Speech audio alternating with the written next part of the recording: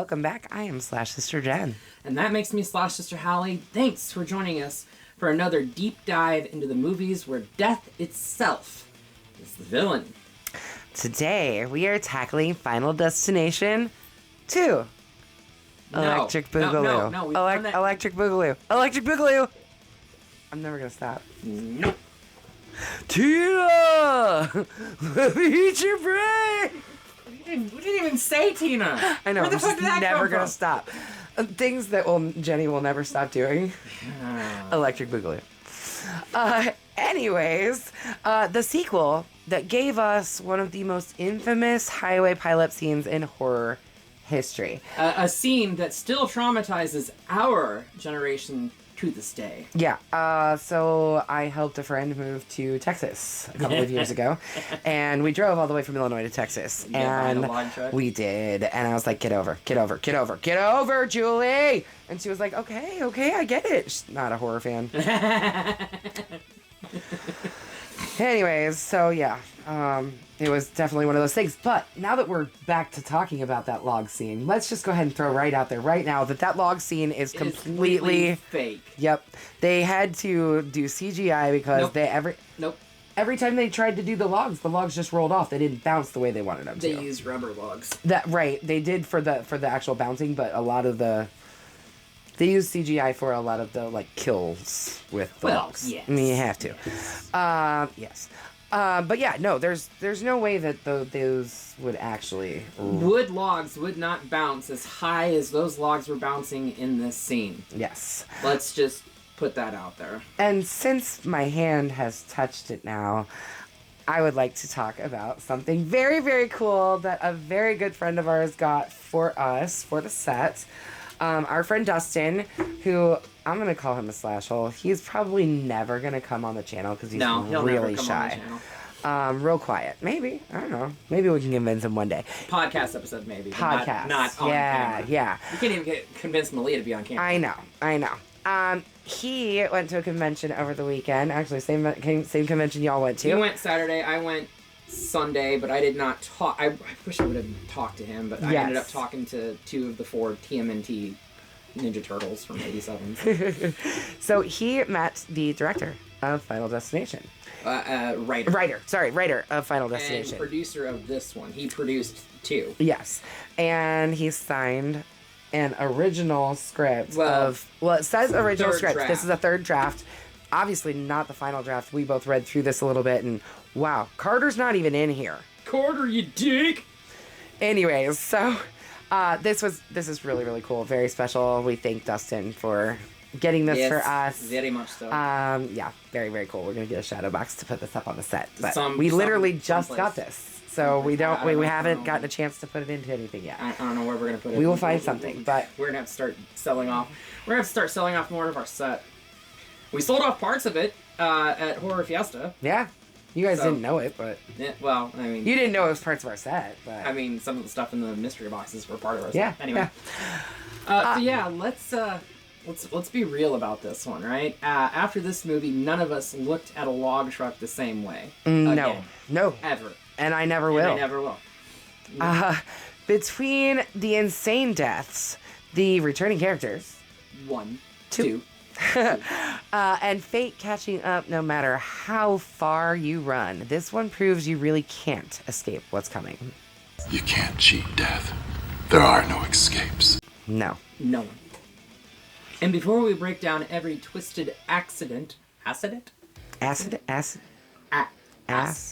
ass. Make sure you like this video, subscribe to the channel, and ring that grave bell so you don't miss out on our next review. Because it's going to come sooner than you think. Yep. We're doing a lot this spooky season. So buckle up, because death doesn't take detours, and it's time for Final Destination 2. Electric Boogaloo.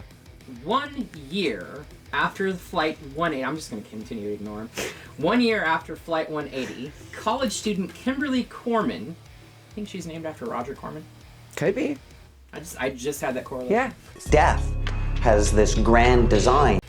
Is heading to Daytona Beach, Florida for spring break with her friends Shania, Dano, and Frankie. Shana? Shania? Shana? think it's Shayna. Shayna. She's not in it for very long. Spoiler alert. On the entrance ramp to U.S. Route 23, she has a premonition of a deadly pileup caused by a logging truck. This premonition is, I mean, it's deep. You know, I mean, it goes for a good, like, 3 or 4 minutes at least. Every opening sequence for, like, every Final opening Destination. death sequence for a Final Destination film goes on for at least a minute. Yes. At least a minute. But, I mean, first off, she sees this bus going by, and all the kids inside are screaming, it's a football team, and pile up is like a play on the field that they do or whatever. Right. But there's like all these little like things. Oh, the radio. Mm-hmm. Highway to Hell. What was on before Highway to Hell? Something else. Don't Fear the Reaper. Don't Fear the Reaper. Yeah. So, like, she sees all of these things and then watches literally everyone die out on the road. She stalls her car and exits, preventing 8 people from entering Route 23, including State Trooper Thomas Burke, high school teacher Eugene Dix, stoner Rory Peters. I wouldn't call him a stoner. That man's a drug addict. Yeah, he's straight up. He was doing cocaine. Yes. Businesswoman Kat Jennings, widowed mother Nora Carpenter and her 15-year-old son Tim, lottery winner Evan Lewis, and pregnant delivery driver Isabella Hudson. As Burke questions Kimberly, the pileup that she is trying desperately to convince this cop actually is happens. And a car carrier crashes into Kimberly's car, killing Shayna. Yeah. Whatever. Dano and Frankie. Burke pulls Kimberly away just before it happens, saving her life. Yep. The survivors then return to their respective homes after a lot of questioning. After heavily questioning questioning. not just cop, but FBI, too. Yeah. Well, because, I don't know, I mean, they obviously, like, show the exit, but they were at exit 180. My premonition was just like his. Just like flight 180, you know? So, yeah, I mean, like, there's some serious parallels here. You know, some people even said that death itself was stalking them, hunting each one down until they were all dead. The survivors return to their respective homes where we get our first after accident kill. Evan, the lottery winner, who won the lottery the day prior and should have died on that highway. Yes. He spent all of his money. Yes. He attempts to get away from. I mean, I think he realizes, like, oh shit, I'm about to die, you know. And he has it's like a frying pan of spaghetti on his stove that he throws out the window. He puts oil in said frying pan without cleaning it, puts fish sticks in the frying pan, is warming up leftover Chinese when a magnet from his fridge falls into the Chinese box. He puts the Chinese in the microwave, the microwave dings, blows up, the whole thing catches on fire. He gets his hand caught in the fucking garbage disposal because he dropped a brand new ring. Rolex. His Rolex right. The Rolex got caught. The ring was what fell down in there. Right. So, like, the entire time we were like, what's gonna get him? What's gonna get him? This is kind of a fun death. It reminds me slightly of the teacher's death in the first one. And that's exactly what they did. Because the teacher was the first one that died. Yep. Todd was the first one that died. Yeah. Well, but same sort of thing because there was the water on the floor. I almost thought for a second, was the water going to go back? Like it did in the first one. It did not. But yeah, so eventually he does get out of his apartment. He gets down the fire escape.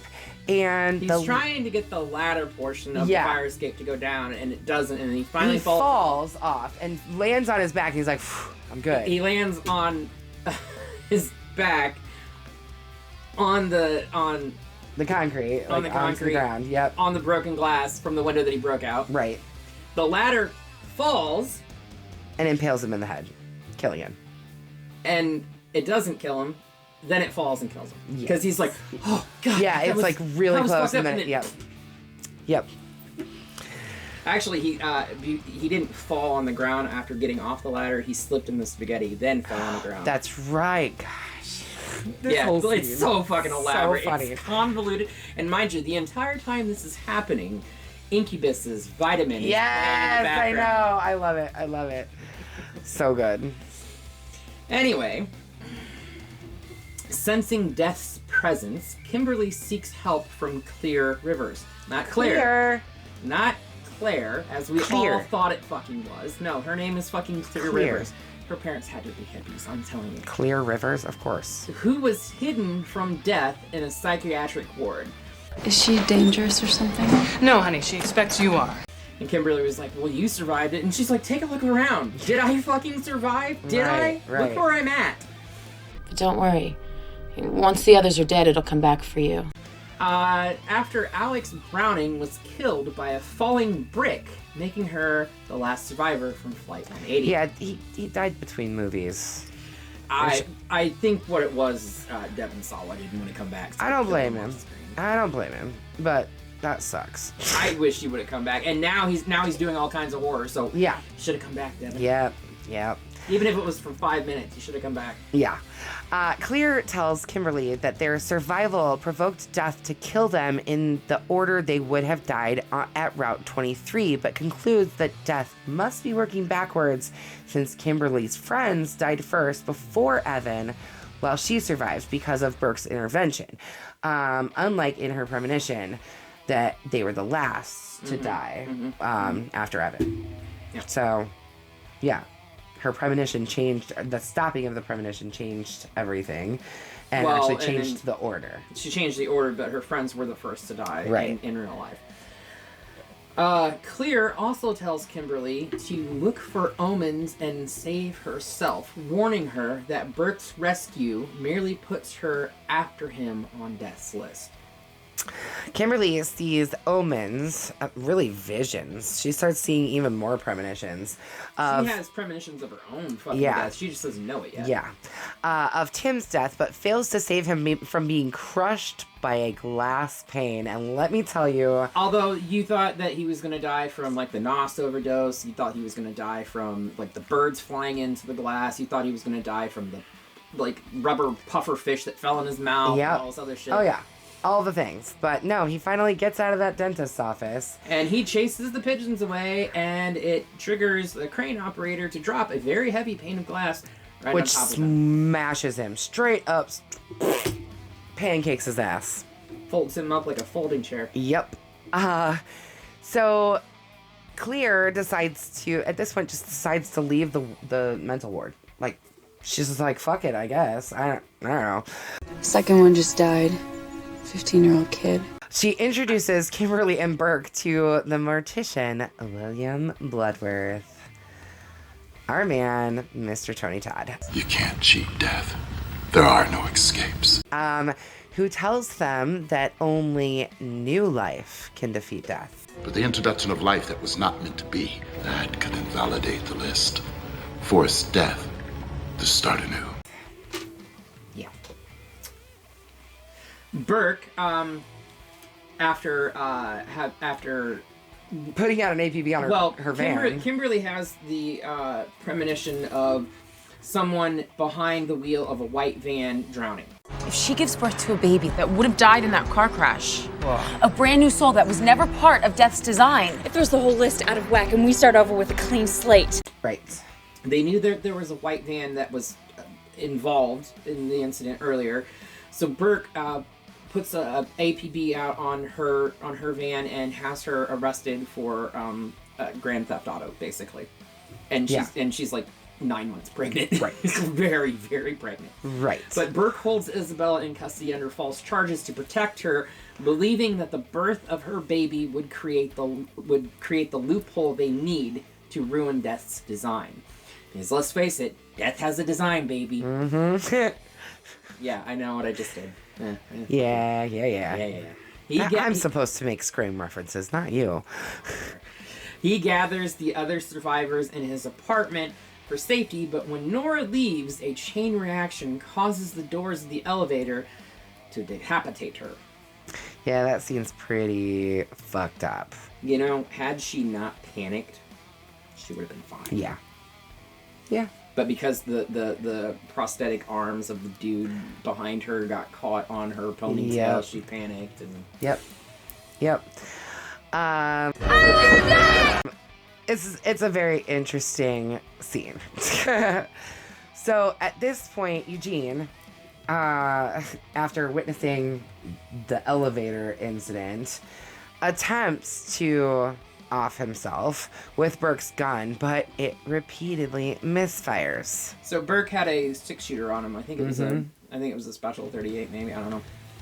But yeah, he pulls the trigger 6 times with the barrel against his head. And he's like, what? Like, Kimberly was like, what? Don't you keep your damn gun loaded? And he's like, it was loaded. Opens it up and shows me. He was like, what? Duds? 6 in a row? 6 in a row? No, they're not duds. No. It wasn't his fucking time. Yep. Clear rationalizes that it's Clear who's like, it's not Eugene's turn. Yeah. Sorry. It wasn't. The survivors ride in Kat's very large SUV after learning that Isabella was hospitalized to give birth. Along the way, the survivors reveal that the deaths of Flight 180 survivors inadvertently saved them from fatal accidents before Route 23's pilot, creating ripple effects that death resolves by reversing itself. In fact, Eugene Diggs, the school teacher, was set to take the school teacher's place. Right. No, Yeah. Is that how it was? Yeah. The bus I was on splattered some girl all over the road. Okay, yeah.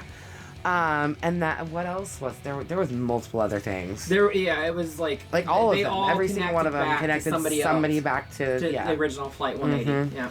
When we got off Flight 180, it didn't just change our lives. If you had never gotten off the plane, we wouldn't be alive in the first place.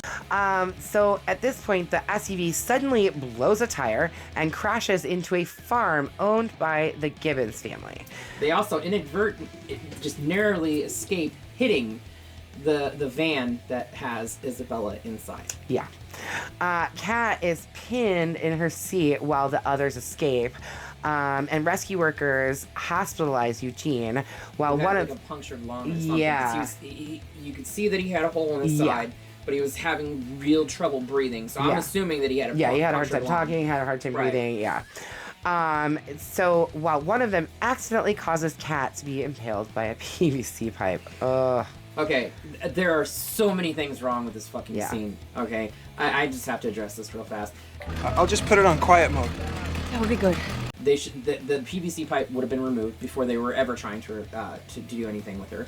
They would have disconnected the battery because the battery is what contains the airbags. Because that's what happens. They're using the jaws of life trying to pry the door open, and inadvertently trigger the airbag to deploy, and that's what smacks her head back into the PVC pipe. So had they done their job fucking properly, she wouldn't have died. Yeah. That PVC pipe should have been removed a long time ago. And the battery should have been disconnected. Yep. Because that way, if the airbag did deploy, her head just would have hit the back of the rest and she would have been fine. But no. Yep. Yeah. That scene's pretty bonkers. Yeah, and like she's like, could you try to be quiet with that thing? And the guy's like, yeah, sure. Let me put it on quiet mode. Wham! Yep. I guess you don't have to worry about the noise anymore now, do you, bitch? Dang, Hallie. She deserved it. I mean, honestly, she was a bitch. She was a bitch. Yeah. Her death, however, triggers a chain reaction that causes barbed wire to be launched in Rory's direction, fatally dismembering him. Before that, though, Rory actually grabs the Gibbons young boy. He's like a teenage boy because he's wearing a Limp Bizkit shirt, of all things. I noticed that. I'm sorry, I'm a huge Limp Bizkit fan. 2003? Yeah. Chocolate Starfish and hot flavor water. Surprised you didn't wear that shirt today. Yeah, sorry about it. I didn't want to take it out again. I already just wore it a couple videos ago. You did. Anyway, Rory saves the young boy from a near fatal accident from, I think it was a camera crew or news crew showing up at the scene to cover the accident and everything like that. And they were like barreling straight for him, and Rory pulls him out of the line of fire. Yeah. This is important. Remember this. But then, yes, Rory does get dismembered by the barbed wire. Yeah. Yeah. So Kimberly, Clear, and Burke rush to Isabella's ward after Kimberly has a vision of a doctor named... Kalarjan. That's right. Apparently... I could tell you were going to have trouble Yeah, with I was that like, yeah. Apparently killing Isabella. However, they see that Isabella has safely given birth to her baby, causing Kimberly to remember that Isabella was never supposed to die on Route 23. She saw her alive on the side of the road. Yep. Suddenly, an oxygen leak from Eugene's ward explodes, killing not only him, but Clear as well. Yeah. Kimberly realizes that she must die clinically and be resurrected, or resuscitated, thus creating the loophole that defeats death. Yeah, so she drives an ambulance into a lake and then is revived by Dr. Kalarjan. Yeah, she, like you said earlier, she was having premonitions of her own death. Yeah, she was having premonitions of her own death, thinking that it was Isabella's death that they were trying to prevent, and it was not. It was her death that needed to happen in order to break death's cycle. Right. Allegedly. Right. That being said, have you seen the new one yet? I have not. Say anything. No spoilers. Cover your ears. No! Don't I spoil want to tell it. them. Well, maybe they haven't seen it. Maybe I don't they fucking care. I care. Don't spoil a new movie for them. They came here to watch us review Final Destination 2, not to get spoilers on the newest movie. Now stop. Stop it. I can't help it. It's nuggets of knowledge that I'm trying to drop on them. They can't know yet. They need to know. They need to know. It's not time. Kimberly realizes that she must die clinically and be resuscitated, thus creating the loophole. So she drives that ambulance into the lake and then is revived by Dr. Kalarjan. Later, after all of this... Yeah, this is like months later. Yeah. I think it said something like 6 months later or something like that. Kimberly and Burke are picnicking with the Gibbons and Kimberly's father. The Gibbons tell the story of Brian, their son, being saved by the speeding news van by Rory. Remember I told you that story was going to come into play later? Well, here it is. Kimberly and Burke realize the implications of what has transpired. Brian is killed when a malfunctioning propane grill explodes while he was grilling, dropping his severed arm onto his screaming mother's plate. Oops. And cut to black. You know, death never gives up. Death. That's what I'm saying. Death is like the one constant. I mean, they always say like the two constants in life are death and taxes. Right. Well, fuck taxes, whatever. Death is the only constant in life. Yeah. It is the one thing in life that you can never ever escape from. Because you can not pay taxes by simply not working. I'm trying to escape death. I have the proverbial shotgun if you want to know. No, I mean I'm trying to live forever. No. Yeah. You don't want eternal life. You want eternal youth. No. No, because eternal life means you're going to grow old and you're still going to decay. You're just going to be alive while you're decaying. Just much slower. No, see, that's why you want eternal youth. There is a difference. I want a combination of things here, guys. Anyways, that's the end of our film. So what you want is death becomes her. Yes. Where they still died, but they're alive. You know they're remaking that too. But yes, that is the end of Final Destination 2, and that is where we leave death for time being. This movie's bonkers. I mean, all these movies are bonkers. This They're all one's definitely a lot more and wild than the first one. And, like the whole death sequences, like, is it gonna be this? Is it gonna be that? Which is kind of fun and exciting, because you're like, ooh, oh gosh, what's that? Oh no, watch out for that! Right, exactly. Which, that does make it really fun, but it at also the same sends time, my anxiety through the roof at the same time, too. Yeah, for sure. Which I think that's the point, right? No, it's 100%. I don't know, this is a Bloody Machete up for me. It's still a fun watch. It's definitely, like, it gave me full-on nightmares. I'll be honest, the only one of these that I really dislike is the Final Destination, the fourth one. Because it was done in 3D. Oh, yeah. Okay. It's the only one I really dislike out of all of them. And it's the only one that does not feature Tony Todd. Full disclosure, I haven't seen all of these movies. So, as we're going through, I like, part of me wanted, after we did one, part of me wanted to just go through and watch binge the whole all. thing. Yeah. Especially knowing that the new movie was that. coming. I do But that then on I was, occasion when we review a film. I'll binge watch the rest of the yeah, series. yeah. But I try like not to this do time, that. it was like, okay, I kind of want to watch them. Like, I As know we're I've seen the getting ready first to do 3, them. Okay. but like the last ones, I'm like, I kind of just want to save that for when we review it. So they're coming. they are coming. They're coming. Yeah, this is a bloody machete up for me. It's fun. It's a good watch. It's bonkers. It's funny. There's a lot of crazy, weird kills in it. It's great. I like it. I recommend. I recommend all of them. Yes. Including the new one. Well, there you go. So that's 2 bloody machetes up from us. Let's get this the heck out of here. I actually know what the next movie is that we're reviewing. I would hope so. We talked about it in the last we did video. just talk about it in the last video because Derek Mears plays Jason in the Friday the 13th remake, which is what we're covering next. The Killer Cut. Yes. Derek Mears, Danielle Panabaker, and Jared Padalecki. Jared Padalecki making a screen entrance on our channel. Has he been on our... Second. He was in Cry Wolf. Oh. He was in Cry Wolf. No, he wasn't. Yes, he was. Yes, he was. No, he wasn't. Cry Wolf. He was in... I'm telling you right now, it's Cry Wolf. Okay, but what else has he been in that we covered then? Because he was in something else that we covered, and it just escaped my brain. And those are the only 2 horror films he's done. Cry Wolf and this. Besides the 20 years that he was on Supernatural. But, I mean, that's not a film, that's a TV series. Was he in the... My Bloody Valentine remake? That was Jensen Ackles. Ah, the other one. Shit. Yeah, they both You took. That's where I was getting it. They both took a break between seasons.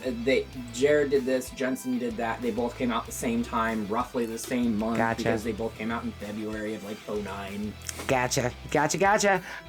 So yeah, come back in a few days where we will be really getting close to... Is this the This is the last one. This is the last one? This is the last Friday film. This is the last Friday the 13th film that we are covering on this channel because, let's face it... They're not making anymore.